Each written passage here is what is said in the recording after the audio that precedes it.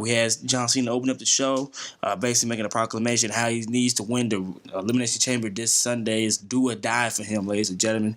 And if he don't win it, he has nothing to do for WrestleMania, which is interesting going in because as I reported before that there have been reports of him versus Brock Lesnar at WrestleMania this year with the already accusations of Brock Lesnar versus Roman Reigns out there. John Cena is also an option.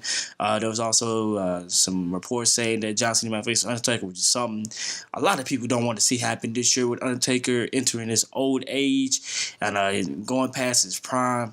Undertaker versus John Cena matches passed through. I think it's time that Undertaker really needs to retire. I think that match he had with Roman Reigns should be the last one. And I hope, I'm begging. We're in February. We haven't seen that much of The Undertaker since the Raw 25 episode. So hopefully he doesn't come back for one more match at WrestleMania. But John Cena opens up the show, talks about, like I said, the winning Elimination Chamber, and it gets interrupted by nobody other than The Miz, the same man that defeated him at WrestleMania 27 in the main event, with the help of the greatest of all time, in my opinion, The Rock. But The Miz comes out basically and talks to and basically say how he's better than John Cena, and saying that he can beat him.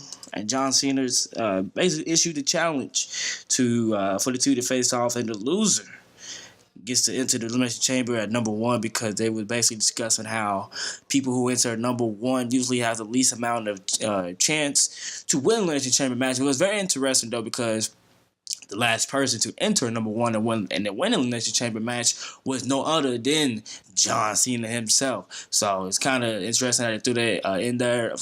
John Cena won his match, so obviously The Miz is going in to enter the Elimination Chamber at number one.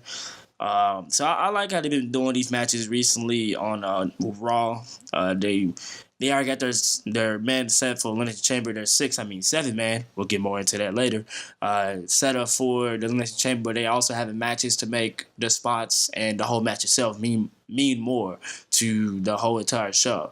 I like that interesting dynamic that Raw and the writers are doing on that show. I think it's very cool to see like how last week they had triple threat match to see who comes in last. This week they had the John Cena versus Miz match, see who comes in number one. It's interesting to see what they're gonna do tomorrow night and see how they would spice up the match even more. Because I think this past week on Raw they spiced up the Elimination Chamber match more.